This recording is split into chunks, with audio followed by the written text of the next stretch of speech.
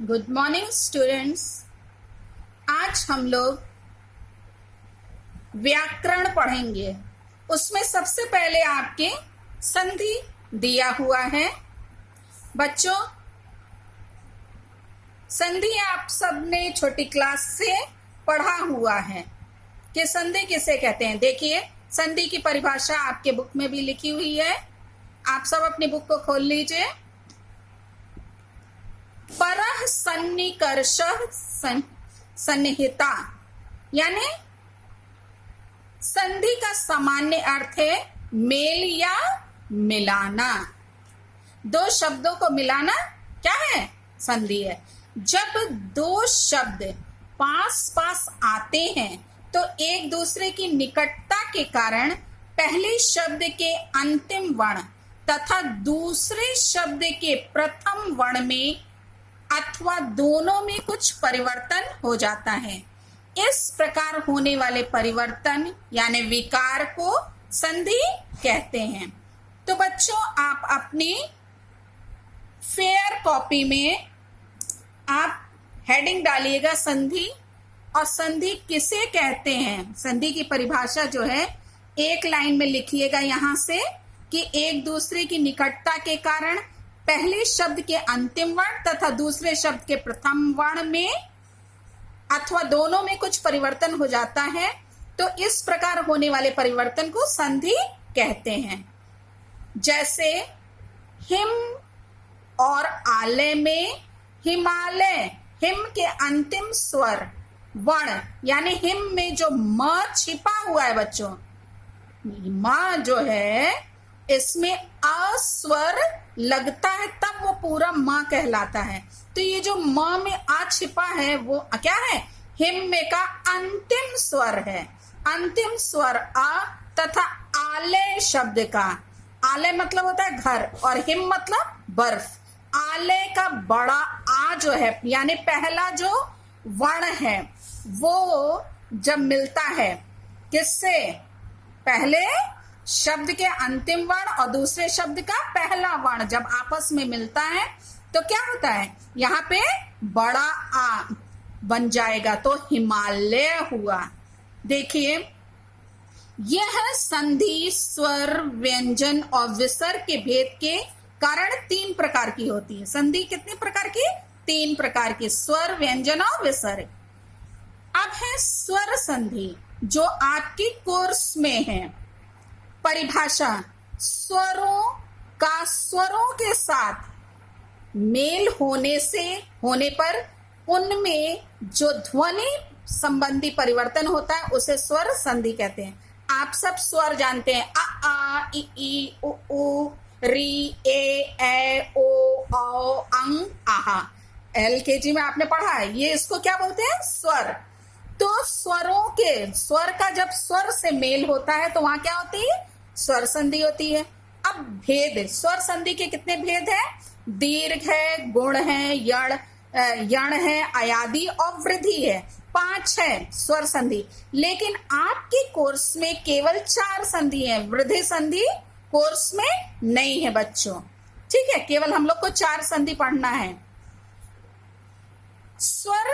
दीर्घ संधि, बच्चों आप सब ये जितनी संधियां आप पढ़ने जा रहे हैं, दीर्घ, गुण, यण, अयादि, आपने छोटी क्लास से पढ़ा है।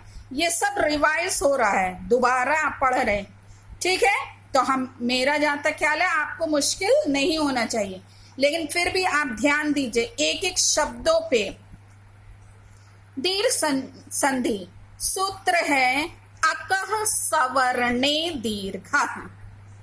इस संधि का ये सूत्र है। देखिए नियम, यदि ह्रस्व मतलब जो जल्दी बोला जाता है, जिस पे कम समय लगता है, वो ह्रस्व वर्ण कहलाते हैं। और दीर्घ स्वर जिसमें ज्यादा समय लगता है उच्चारण करने में, तो ये रहा ह्रस्व या दीर्घ स्वर यानी अ इ उ री री के बाद क्रमशः ह्रस्व या दीर्घ अ इ उ री आए तो दोनों के मिलने से क्रमशः दीर्घ यानी बड़ा आ, बड़ी ई, बड़ा ऊ, औ, री हो जाते हैं। जैसे उदाहरण देखिए, ढेर सारे शब्द आपके बुक में हैं। सत्यार्थ, तो इसको जब हम विच्छेद इसका करेंगे तो क्या होगा? सत्य प्लस अर्थ। सत्य में या छिपा है और अर्थ का आ। देखिए यहाँ पे बगल में करके भी दिखा दिया, अ धन आ इक्वल टू बड़ा। यहाँ पे क्या आ गया? बड़ा आ गया, या में आ की मात्रा आ गई, बड़ा, तो सत्यार्थ बना। फिर तत्रापि, तत्र प्लस अपि, आ मिलके बड़ा हो गया तो तत्रापि बन गया। मत प्लस अनुसारम, मतानुसारम, मत प्लस अनुसारम, मतानुसारम, अ धन आ मिलके बड़ा हुआ है। स प्लस अक्षरः, साक्षरः।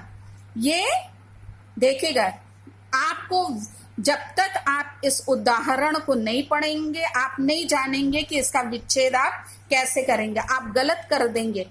इसलिए इसको जो विच्छेद किया हो इसको पढ़ना बहुत जरूरी है।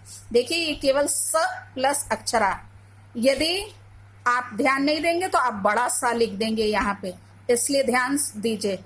हिमालय में हिम धन आलय मिलके बना है, छोटा आ धन बड़ा इक्वल टू बड़ा हो गया। विद्यार्थी, विद्या धन अर्थी हुआ, बड़ा आ इसमें बड़ा छिपा है ना, और अर्थी का छोटा मिलके बड़ा हुआ है।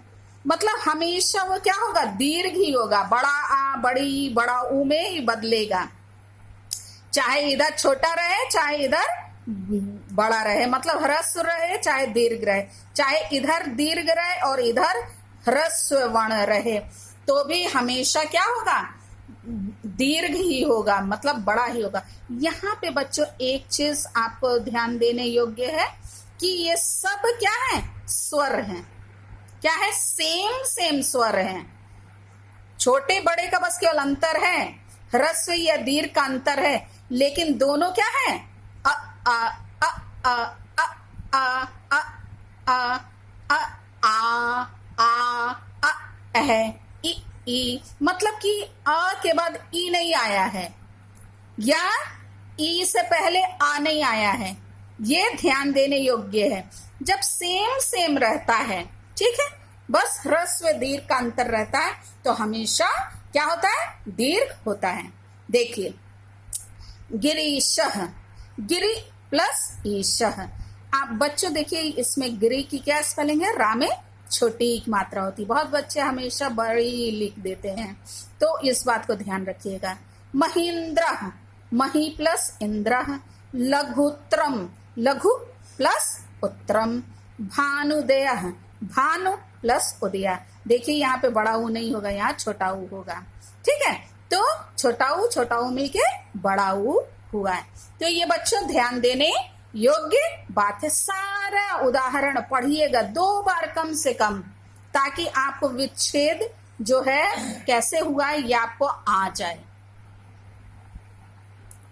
वधूत्सव, वधु प्लस उत्सव। अब यहाँ ध्यान देने योग्य बात है कि वधु में क्या होता है? बड़ा ऊ होता है, वधु प्लस उत्सव। बड़ा ऊ धन छोटा ऊ इक्वल टू बड़ा ऊ हुआ है। वधूर्मी, वधु प्लस उर्मी। उर्मी क्या होती है? लहर को बोलते हैं बच्चों, उर्मी। बड़ा ऊ धन बड़ा ऊ इक्वल टू बड़ा ऊ हो गया।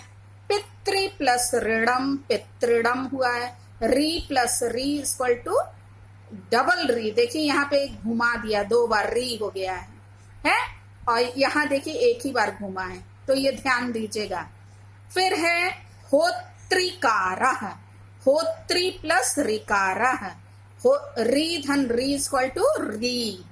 फिर है होत्रिकारा, होत्री प्लस लिरिकारः, तो री धन लिरी इक्वल टू री हुआ है। फिर लिरी प्लस लिरिकारः इक्वल टू क्या है? रिकारा हुआ। लिरी प्लस लिरी इक्वल टू री हुआ है। ये ध्यान देने योग्य बात है बच्चों। अब इसमें आपके एग्जाम में कैसे क्वेश्चन पूछे जाते हैं? जैसे आपके एग्जाम में वधूत्सव, वधूत्सव दे दिया और ये विच्छेद करके दो तीन ऑप्शन करके दे दिया, इसमें जो सही विच्छेद होगा उसको आपको टिक करना होगा, या विच्छेद किया हुआ दे दिया और वधूत्सव दो तीन लिख दिया और फिर उसमें बताया कि संधियों के कौन सा सही संधि है, तो वो नाम वो शब्द आपको बताना है। और यदि शब्द केवल दे दिया वधूत्सव और ये कौन सी संधि है, तो ये आपको बताना होगा कि ये जो है दीर्घ संधि है। तो आपको जब मालूम रहेगा तभी आप बता पाएंगे, तो इसको आप ध्यान दीजिए। अब ये तो रहा दीर्घ संधि, जिसका सूत्र क्या है, अकः सवर्णे दीर्घा। अब आई गुण संधि की बारी। ये भी आप पढ़ चुके हैं पहले छोटी क्लास में, हिंदी में भी पढ़े हैं, संस्कृत में भी पढ़े हैं, ये भी रिपीट है बच्चों। इसका सूत्र है आदि गुणाः। क्या है, आदि गुणाः। यदि आ के पश्चात ह्रस्व या दीर्घ इ उ री लिरी आ जाए, किसके बाद, आ के पश्चात। अभी हम लोग ने देखा था अ के बाद आ ही आ रहा था या ई के बाद ई आ रहा था, लेकिन अब क्या है, आ के बाद ई आएगा, ऊ आएगा, री आएगा या लरी आ जाए, तो उसके स्थान पर क्रमशः क्रम से क्या हो जाएगा, आ के साथ यदि ई मिला तो ए बनेगा, और आ के साथ ऊ मिला तो ओ बनेगा, और यदि आ के साथ री मिला तो अर होगा, और यदि आ के साथ लिरी मिला तो अल होगा। ठीक है बच्चों, तो ये परिभाषा आपको याद होनी चाहिए। परिभाषा आपके एग्जाम में नहीं पूछा जाता है, लेकिन ये एग्जाम्पल पूछे जाते हैं, तो आपको जब मालूम होगा तभी आप कर पाएंगे। देखिए यहाँ पे सब दिया हुआ है, लाइन से आ विच्छेद करने पे पहला शब्द का आखिरी जो वर्ण रहेगा वो हमेशा क्या रहेगा, अ या बड़ा आ रहेगा। ठीक है, आ या बड़ा आ रहेगा, और उसके बाद दूसरा जो शब्द है उसका जो पहला वर्ण रहेगा वो या तो ई हो सकता है, या ऊ हो सकता है, या री हो सकता है, या लिरी हो सकता है। ठीक है, तो फिर कैसे वो क्रमशः क्या, जब दोनों मिलेंगे वर्ण तो क्या होगा, आ जब ई से मिलेगा तो ए बनेगा, और आ के बाद ऊ से मिलेगा तो ओ होगा, और यदि आ के बाद री से मिलेगा तो अर होगा, और आ के बाद लिरी से मिलेगा तो अल में बदलेगा। अब देखिए उदाहरण के द्वारा हम लोग देखते हैं। उपेंद्र जैसे शब्द है, तो इसको जब हम विच्छेद करेंगे तो उप प्लस इंद्र होगा। उप में प में आ छिपा है, उसको हम ले लेंगे, और इंद्र का ई, तो अ और ई मिलके क्या बना है, ए, और ये हो गया ए की मात्रा आ गई, उपेंद्र। ठीक है बच्चों, अब है नर, नरेंद्र, नर प्लस इंद्र, तो आ ई मिलके ए हो गया तो नरेंद्र हो गया है। तथेति, तथा प्लस इति, तो ये आ और ई मिलके ए हो गया, तथेति बन गया।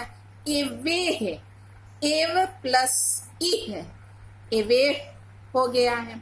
देखिए ये सब किया हुआ है, बस इसको ध्यान से 2-4 बार पढ़िएगा, आपको आ जाएगा।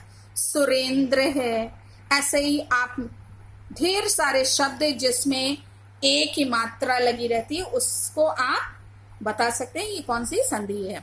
अब यह पर प्लस उपकारा, परोपकारा हुआ, अधन उ इक्वल टू ओ हुआ। महोदया, महा प्लस उदया, अधन ओ मिलके ओ हो गया है। सूर्योदय, सूर्य प्लस उदय, अधन उ इक्वल टू ओ हो गया। देवर्षि, देव प्लस ऋषि, देव में वा में का आ और ऋषि में का री मिलके अर हो गया है। राजर्षि, राजधन ऋषि, यानी राज में का आ और ऋषि में का री मिलके अर हो गया, राजर्षि हो गया। तवलकारः, तव प्लस लृकारः, तव में का वा और लरी मिलके अल हो गया। मह धन महलकारा, महाधन लृकारः, आधन लिरी इक्वल टू अल हो गया। महेशः, महाधन ईशः, तो आ और बड़ी ई मिलके ए हो गया है। फिर रमेशा है, रमाधन ईशा, आधन ई मिलके ए हो गया। कई बार बच्चों मिस्टेक कुछ बच्चे कर देते हैं कि महाधन ईशा, ये छोटी ई लिखते हैं या एशह कर देते हैं। ये हमेशा ईशह होता है बच्चों, क्योंकि ईश अपने में एक शब्द है, ईश्वर के लिए प्रयोग होता है। तो इस बात को ध्यान रखिएगा, यहाँ पे इंद्र नहीं करना, इंद्र होता है। ठीक है, तो ऑप्शन में आपको दिखाई देगा कहीं इंद्र उन्द्र लिखा हुआ, तो वो गलत रहेगा। आप जब विच्छेद आपको मालूम रहेगा तभी आप सही पे टिक लगा पाएंगे। आपका जो है देखिए यहाँ पे महर्षि है, महाधन ऋषि, बड़ा आधन री इक्वल टू अर हुआ। वसंत ऋतु, वसंत प्लस ऋतु अ और री मिलके अर हो गया है। फिर ममलकारा, मम धन लिकारा इक्वल टू अधन लिरी इक्वल टू अल हो गया, तो ममलकारा हुआ। देखिए बच्चों यहाँ ला में हलंत है, यानी ये इसमें स्वर नहीं लगा है, यानी ये आधा ला है। देखिए आपका जो हाफ ईयरली एग्जाम होने वाला है बच्चों, उसमें आपके ऑप्शनल वाले सब ऑब्जेक्टिव क्वेश्चन रहेंगे। आपको बस टिक लगाना होगा कि कौन सा सही है। तो इस वीडियो में हम केवल 2 ही आपको अभी संधि बता रहे हैं, इतना आप अच्छे से तैयार कर लीजिए। फिर उसके बाद हम क्या करेंगे, आगे की 2 संधियां आपको फिर नेक्स्ट वीडियो में भेजेंगे। यहाँ पे बच्चों ढेर सारे उदाहरण जो हैं, एग्जाम्पल अभ्यास आपकी बुक में पीछे नीचे में आगे दिए हुआ है।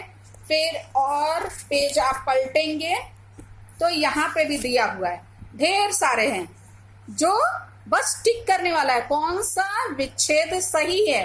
तो ऐसे ही आपके एग्जाम में भी आएगा। तो आपको क्या करना है, इसकी पूरा रीडिंग कीजिएगा अच्छे से, एक एक पेज का, कैसे विच्छेद हुआ है और कौन सी संधि है। संधि का नाम भी मालूम है, केवल ऐसे ही नहीं आएगा। अब जैसे ही हम ये तो अभी पढ़ाए नहीं है, लेकिन फिर भी बता रहे हैं, जैसे सज्जना शब्द है तो सत्य प्लस जना इसका सही जो है आंसर है। हम आपको ये जब कराएंगे तो ये सब बता देंगे कि इसका क्या सही है, टिक करा देंगे। ठीक है, तो इसमें हम आपको ऐसे भी क्वेश्चन पूछ सकते हैं कि सज्जन शब्द में सज्जन शब्द जो है इसमें कौन सी संधि है। ठीक है, दीर्घ है, गुण है कि यण है कि अयादि, तो आपको जब मालूम रहेगा तभी आप बता पाएंगे। तो इस तरह से भी क्वेश्चन बनेगा। और फिर जैसे ये लाकृति दिया हुआ है, ठीक है, ये विच्छेद वाला, और इससे कौन सा शब्द सही बन रहा है वो नीचे 3 ऑप्शन दिए रहेंगे, उसमें आपको मालूम करना रहेगा। तो आपको जब मालूम होगा कि लाकृति ऐसे लिखा जाएगा तभी आप लिख पाएंगे, टिक कर पाएंगे सही। तो इसलिए आपको सारा उदाहरण जो है, एग्जाम्पल पढ़ना, विच्छेद करना, ये सब मालूम होना चाहिए बच्चों। तो इसको ध्यान से आप पढ़िएगा, दोनों संधियों को, एग्जाम्पल अच्छे से। ठीक है बच्चों, और आप लोगों को कुछ बातें और बता दें जो आपके अभी हाफ ईयरली का जो पेपर बनेगा उसमें आएंगी। वैसे हम जो पोर्शन भेजेंगे भी, इसलिए बिल्कुल ये नहीं कि अलग अलग से आप लोग क्वेश्चन करें इसमें मोबाइल पे हमको। ठीक है, हम आपको सिलेबस भेजेंगे कि क्या क्या हम पूछेंगे एग्जाम में। देखिए अभी आपको रटने के लिए हम बता दें कि आपको याद क्या करना है। लोकोक्ति और मुहावरे आपकी बुक में दिए हुए हैं, इसको आप पढ़िए, समय जब मिलता है उसको रीडिंग कीजिए, मुहावरों का अर्थ पढ़िए, उनका वाक्य प्रयोग पढ़िए। ये क्योंकि ये हम नहीं पढ़ाएंगे, आपको अपने से रीडिंग बस करना है। फिर है शब्दों में सूक्ष्म अंतर, इसे भी आपको अपने से पढ़ना है। अनेकार्थी शब्द, इसको भी आपको अपने से पढ़ना है। अनेक शब्दों के लिए एक शब्द, इसे भी आपको अपने से पढ़ना है। ये हम पढ़ाएंगे आपको। संस्कृत शब्दों में विभक्ति की पहचान कैसे की जाती, ये हम पढ़ाएंगे। और वाक्यों में त्रुटि मार्जन, ये आप अपने से पढ़ेंगे। ठीक है बच्चों, तो ये जितनी चीजें अभी हमने आपको 4 ये बताई हैं, 4-5, ये सब जब आपको समय मिलता है उसको आप तैयार कीजिए, अच्छे से पढ़िए, क्योंकि ये सब आपका अभी जो टेस्ट होने वाला है उसमें हम पूछेंगे। सब ऑब्जेक्टिव रहेगा, बस केवल आपको उसमें टिक लगाना रहेगा, समय का बाउंडेशन रहेगा। समय मतलब एक क्वेश्चन के लिए बस 1 मिनट फट से आपको उसमें कर लेना होगा। तो इसलिए जब आपको याद रहेगा तभी आप कर पाएंगे। ठीक है बच्चों, तो इसको आप बैठ करके तैयार करते रहिए। और जितना हम अभी तक पढ़ा चुके हैं, चाहे फर्स्ट ये गद्य में जो फर्स्ट चैप्टर, काव्य में 2 चैप्टर पढ़ाए हैं, स्टोरी जो है एक प्रेमचंद वाक्य बलिदान पढ़ाए हैं, तो इतना, और ये संस्कृत का 2 चैप्टर पढ़ाए, इसको आप तैयार करते रहिए, इकट्ठा करके रखिए नहीं, क्योंकि आपके ये अभी हाफ ईयरली का जो टेस्ट होगा, जो उसमें हम पूछेंगे, उसमें से छोटे छोटे क्वेश्चन टिक करने वाले, तो आपको मालूम होना चाहिए। ठीक है बच्चों, थैंक यू।